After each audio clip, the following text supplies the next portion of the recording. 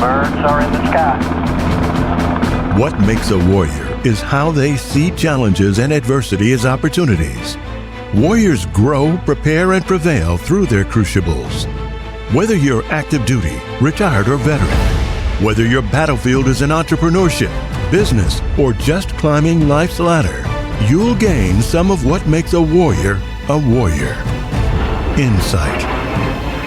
Lessons of grit, adaptability, and the warrior's spirit will inspire you to smash through anything that stands in the way of your mission.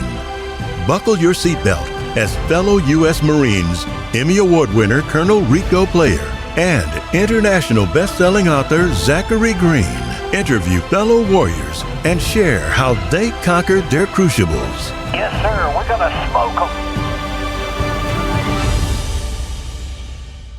Great to be on the air with you.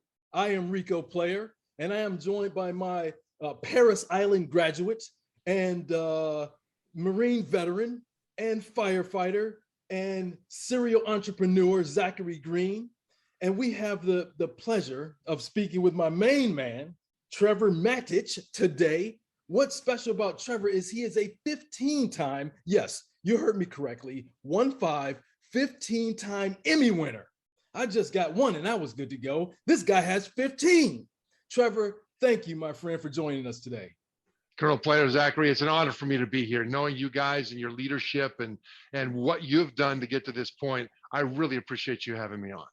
Well, Trevor, the pleasure's all ours, and I think the timing is perfect as we're coming off of close to a Bengals victory, just 3 points away from that. And, I think it's very appropriate we get an NFL legend like yourself as our next person to talk about the Warriors' voice and all the lessons you've learned from your incredible experience and background.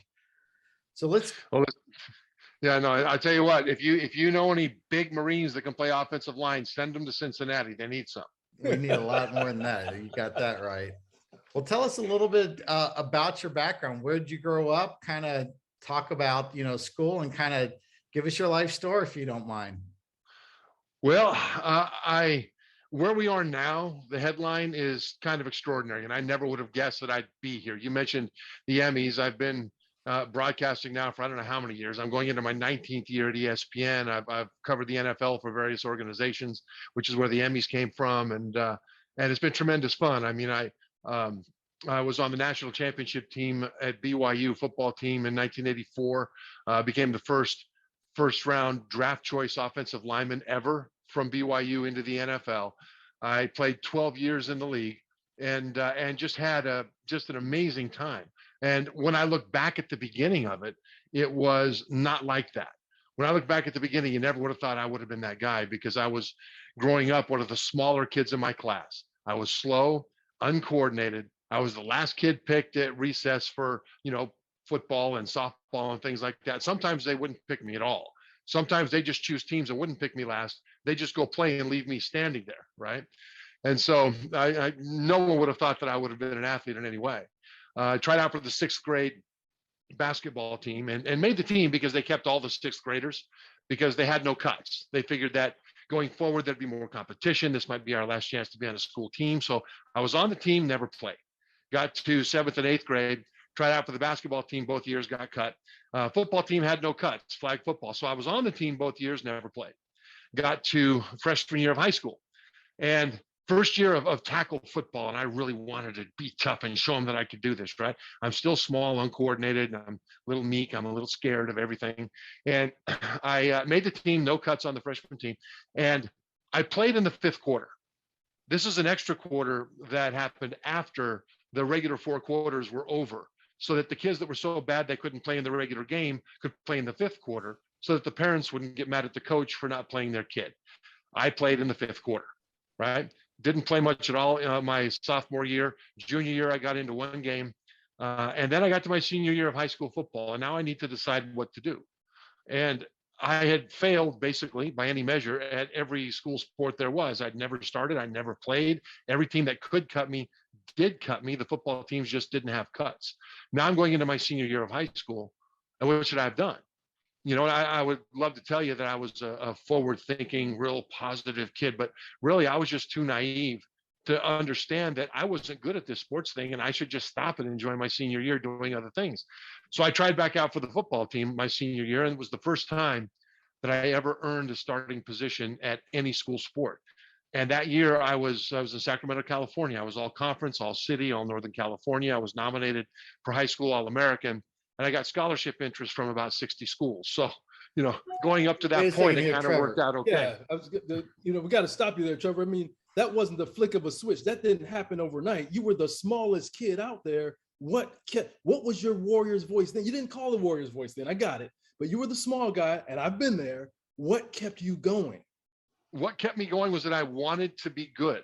I wasn't really good at much else, and I wanted to be good, and I was willing to work at it. And so I think that Warrior's voice I didn't recognize as a Warrior, but I did the things that I recognize now that somebody in a football Warrior context would have done. And so freshman football on, I went out early before practice and stayed late after practice, and I worked on little drills, and I looked awful. As a matter of fact, I had a nickname that followed me around of Surefoot, because I would trip and fall over things that weren't there, right? But I was out there trying to get better when everybody else was in the locker room and heading out. I stayed and did extra stuff every year up until my senior year. And then between really my sophomore and senior years, I went from a short, skinny kid to a tall, skinny kid. And my footwork was there. And when the door opened, I was able to do the things that college coaches wanted to see, which is to say, I was very agile. I could move very quickly. I had good balance. I was just skinny, but my dad was big. They saw that I could put a lot of weight on my frame. And so that was the start of it. I wanted to be good. I didn't know how to be good. The only thing I knew to do was to go out before and after practice and work extra. And it worked out. Now, if it hadn't worked out, would it have been wasted time? No, because that same go the extra mile, go the extra effort is what I've done, what I did in the NFL, but certainly what I do in broadcasting now and everything. I try to do that. I try to outwork people because I'm not better than most people. I just try to work harder than they do. And so I got to BYU on scholarship. I was a 17-year-old, 217-pound freshman on a nationally ranked college football team with a future first-round draft choice at quarterback, right? And by the third game, I was elevated to the varsity because I asked the coach what he needed from a backup center on the varsity. He told me what to do, and I went out before and after and worked on those drills, worked as hard as I could to develop the skills because I wanted it. And I also knew that at 17 years old and 217 pounds, I wasn't going to go out there and smash people. So I had to play with better technique, and I had to be smarter about the game. And those are the things I learned to do, and I frustrated those big guys, frustrated them badly. I mean, they would punch me in the face all the time because I would do little things in technique that would stop them, and it embarrassed them because I was so small. But when I got punched in the face, I saw that as good because they were trying to hurt me, which they couldn't do. I was wearing a helmet, for goodness sake, instead of trying to throw moves on me. So that worked well. And that I took into the NFL as well. Bruce Smith, I had a story about him with that. We could talk about that a little bit if you'd like, where I took some of those same principles and I used them in the NFL. But the thing is, people look at the trajectory, and they'll look at people that are in the NFL and they'll say, man, I would want to do that. I really want to do that. I would do anything to do that. But then you tell them what it takes. And you tell them, well, you got to do all this extra work. You got to give up all these things that you like while other people are out doing them. You got to be working, right? You've got to be doing all the little things, and most people won't do it. As a matter of fact, you look at Tom Brady, right? I think that's a good example because he's retiring now. What makes Tom Brady the greatest ever? Well, it's not because he has been gifted with great physical talent or stature or strength or anything else. It's because Brady wanted it worse than anybody.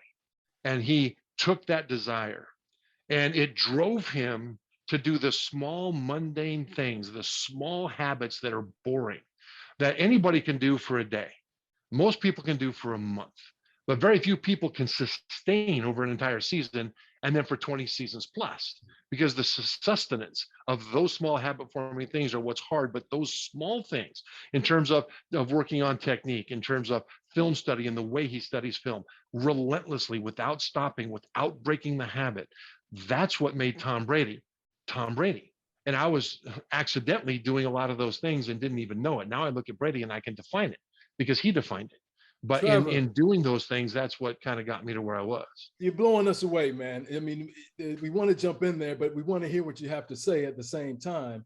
And it's just incredible what you're sharing. So I got to back up just a little bit because I would do a disservice to our listeners if I didn't unpack a couple of things.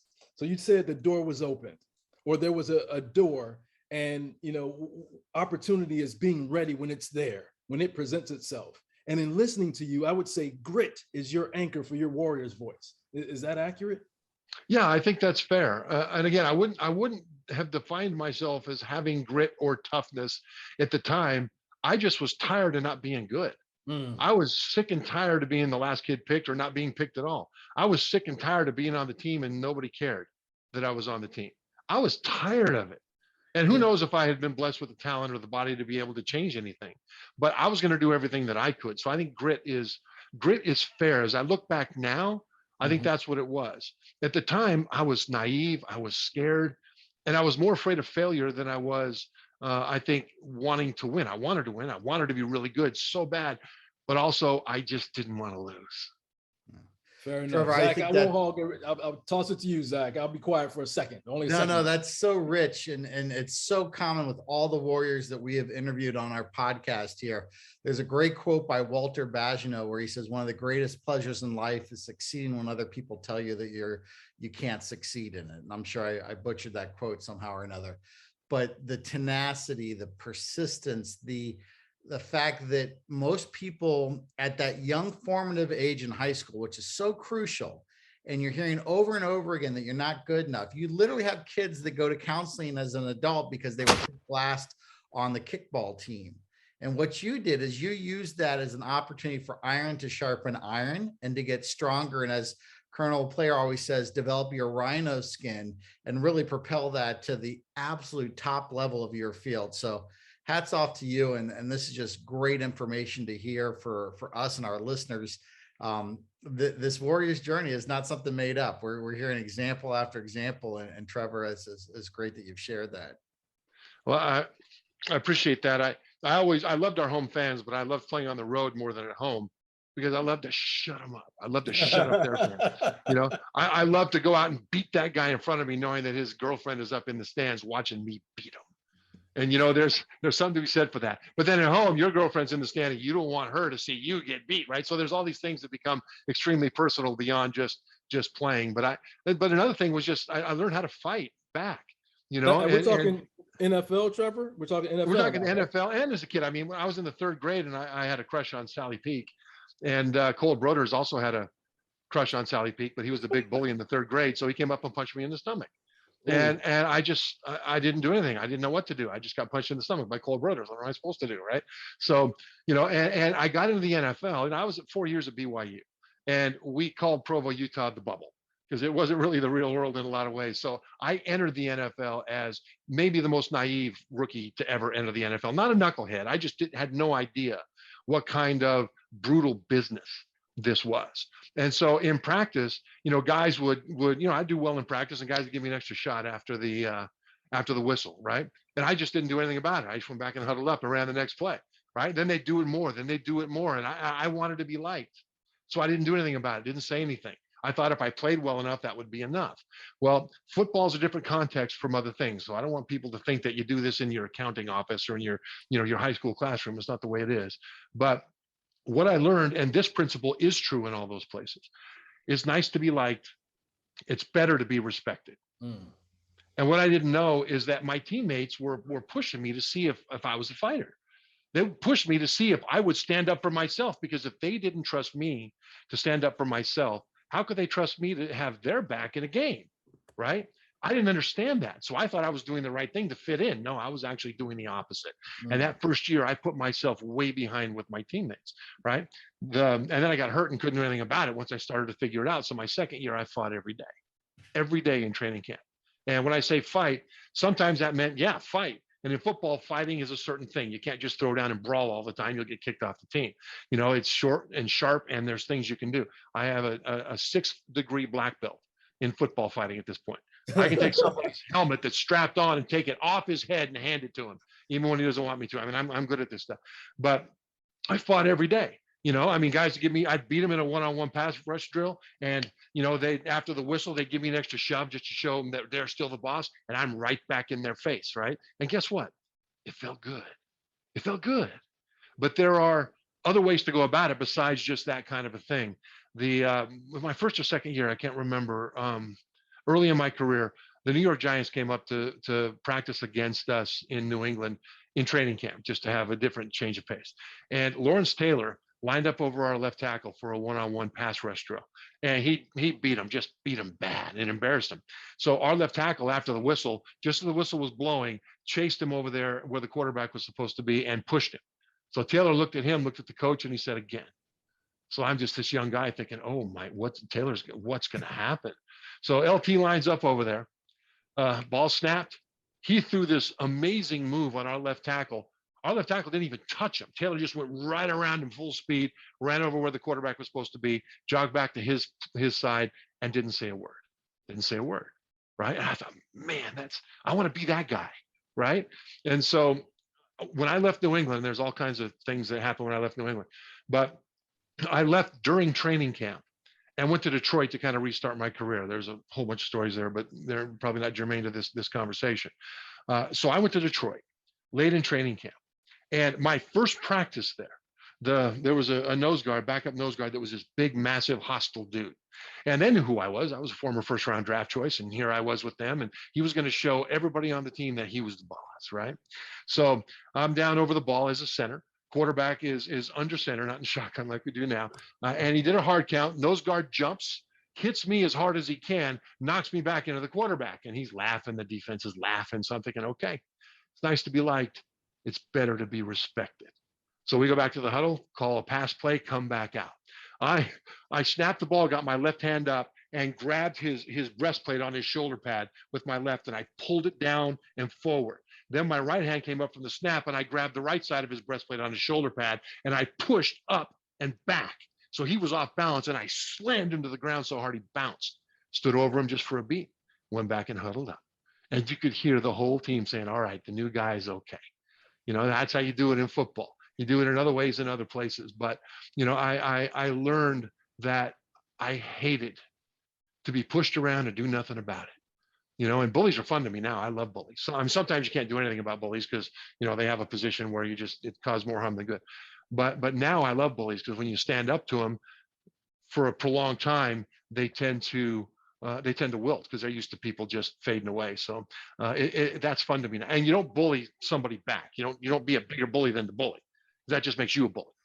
You use their reasons that they bully against them. And I learned that in the NFL.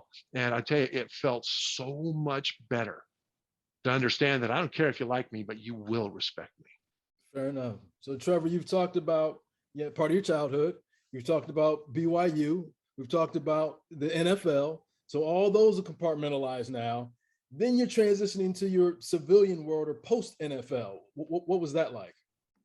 Well, I played 12 years in the league. My contract was up with Washington. They offered me another 2-year, largely guaranteed contract to come back and play some more. At the time, I was all banged up. All I could do was long snap, but they wanted me to come back and be the long snapper. And Fox had offered me a job being an NFL analyst for them. So now what do you do? How do you walk away from this dream of the NFL? But then again, how do you say no when the door's open for broadcasting? And so, it was so hard to make the decision of which direction to go. And, I prayed about it.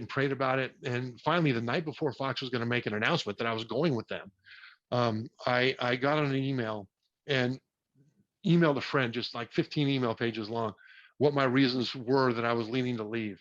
And at the end of it all, I felt so at peace. And the last thing I wrote was, I prayed that I would know that this is the right decision. I think this is an answer, right? And since then, I have never looked back. And so I went into broadcasting, worked at Fox for a few years, did NFL and then college games for them. Then I moved over to CBS to do NFL games for CBS, and had a great first year. But the guy that brought me in then left the next year, went to a different company. And the guy that took his place, I was the old guy's guy. He was going to bring in his guy.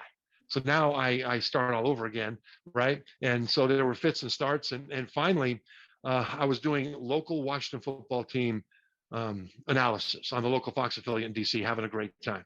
And I went, I wanted to see if I could get into NFL at ESPN. So I put together a tape, which was a magnificent tape. It was just fantastic. ESPN is about a 6-hour drive from Washington, D.C. And I didn't want to just FedEx it up there and be, one of 200 tapes in a box that they'll get to eventually. And so what I did was I drove 6 hours to DC. I walked into the gatekeeper that kind of is the guy you got to get past in order to get your tape to producers. I had a conversation with him for 90 seconds, turned around and drove 6 hours back to DC, but he had my tape and he looked at it. Nothing happened for a little while. But then later that summer, they called me up and asked if I could do college games. I'd never, college games was not what I wanted to do. I wanted to do NFL studio, right? And so but they didn't have an NFL studio position available. They had college games because somebody had to step out of his role, stepped into ESPN, did games for the first 3 years, and now I do mostly studio.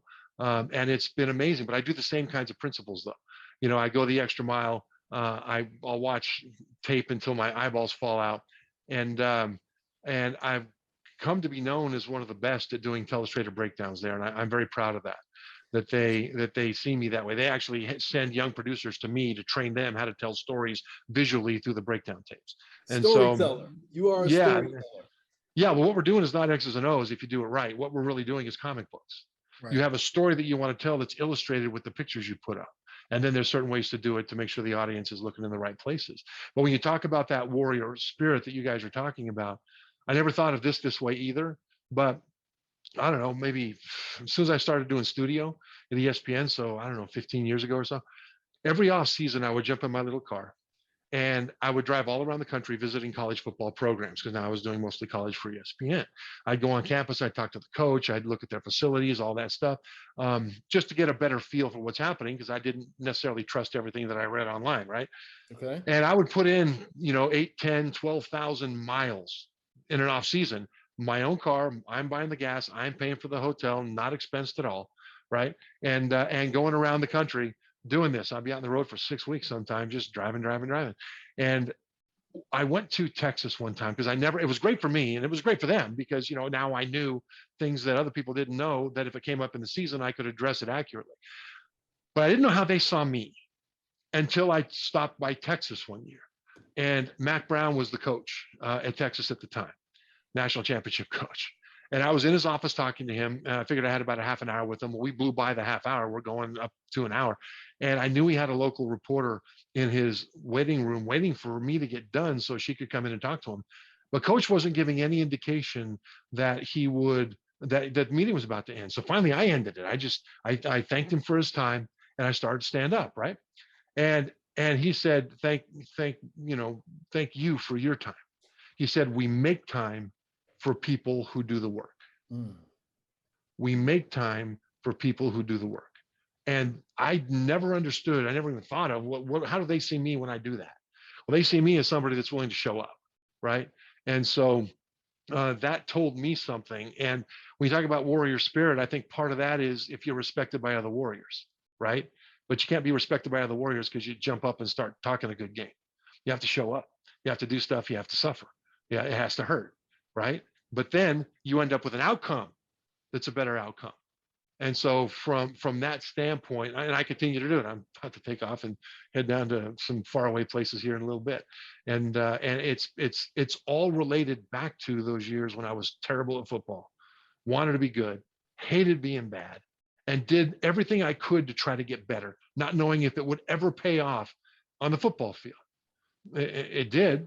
But if it didn't, it would have created habits that helped in other things, like they help in broadcasting. So it comes back to the same thing. I think part of that spirit that you guys talk about is not just me and what do I get? What's my reward? Part of it is that I have an obligation to my football teammates to be the very best that I can be. And if I'm pretty good, but not the best that I can be, I'm failing them.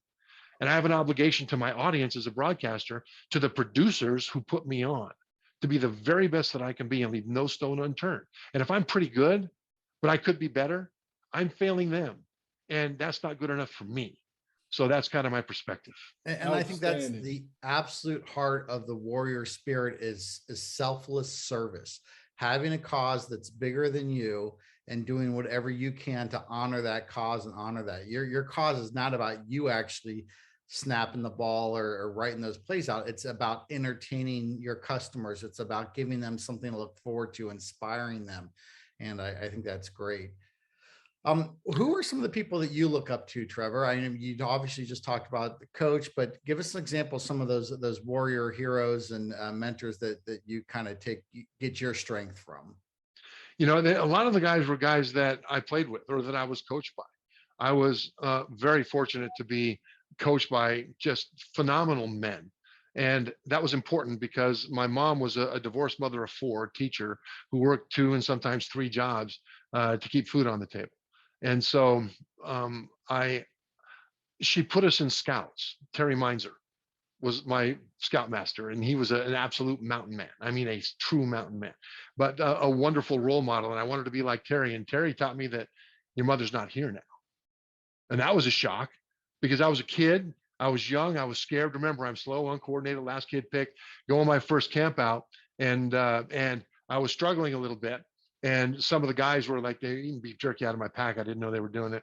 And I said to Terry that, you know, hey, Terry, they're eating beef jerky out of my pack, you know, and it's kind of hard right now. And he said to me, he knew that I was okay. So I was in no danger.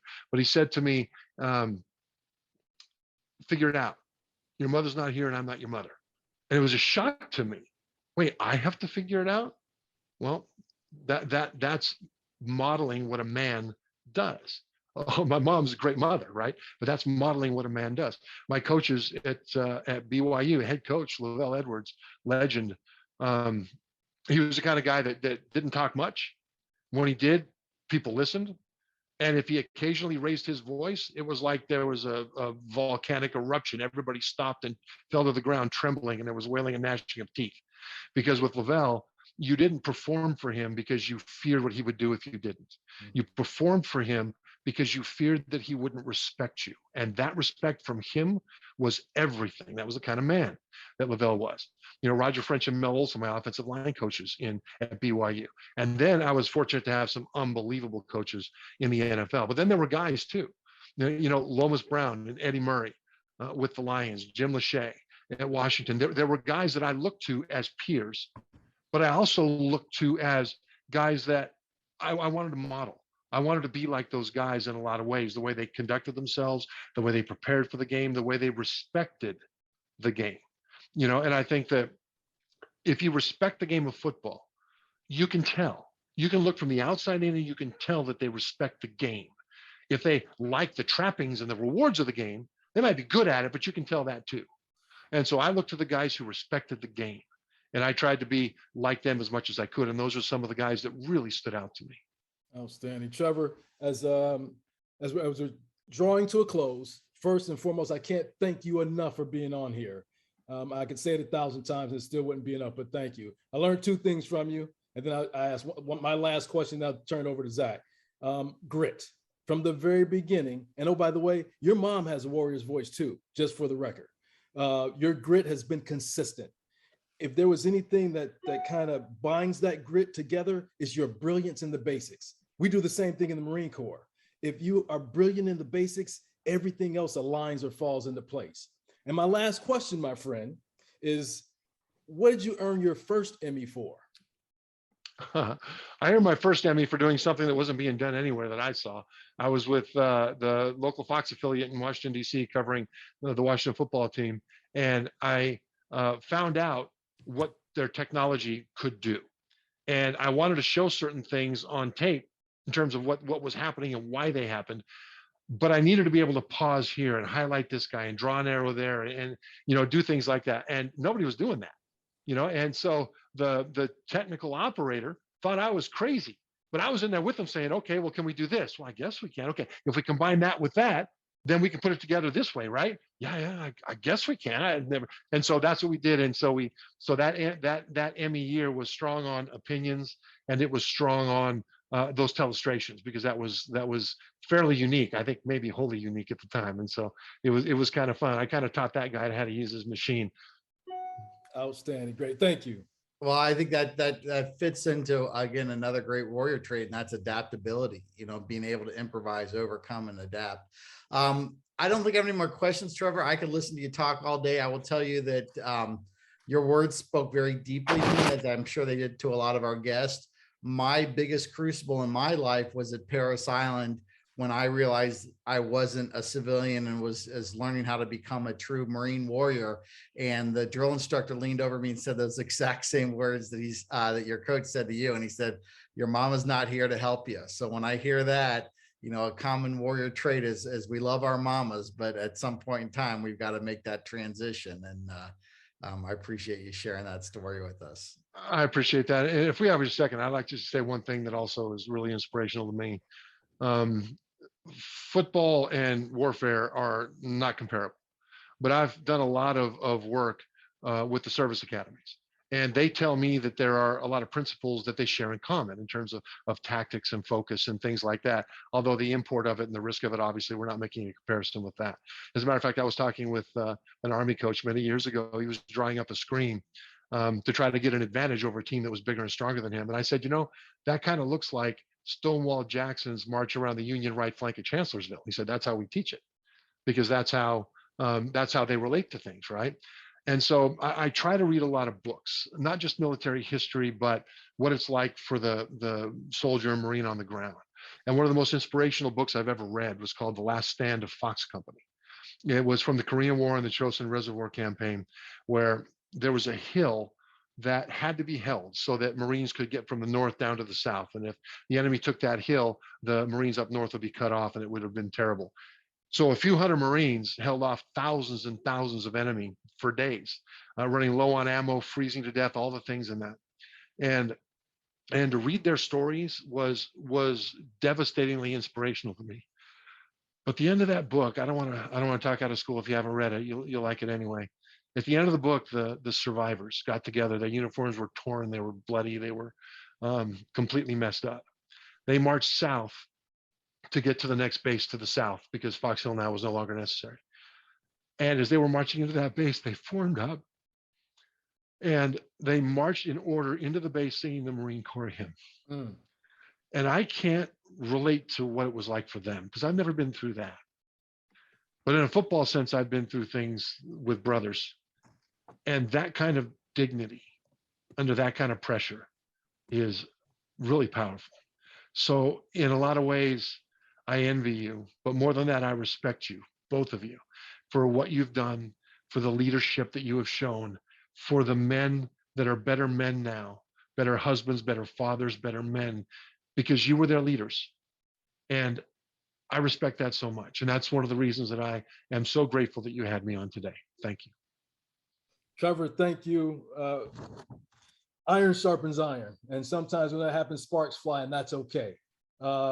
It's been tremendous having you on the show today. And as with every episode, Zachary and I like to close dedicating the episode to one of our fallen service members. I was combing through and trying to find someone NFL related, and I came up short, but I found Major League Baseball. And with that, it's Sergeant Dan Bankhead. He was the first African-American pitcher in Major League Baseball. Before that, he played in the Negro League Baseball for the Birmingham Black Barons and the Memphis Red Sox from 1940 to 1947. Then, when Major League Baseball began to desegregate, he played for the Brooklyn Dodgers from 1947 to 1951. And during World War II, Sergeant Bankhead served in the Marine Corps Reserves from April 1942 to June 1946, and he was honorably discharged.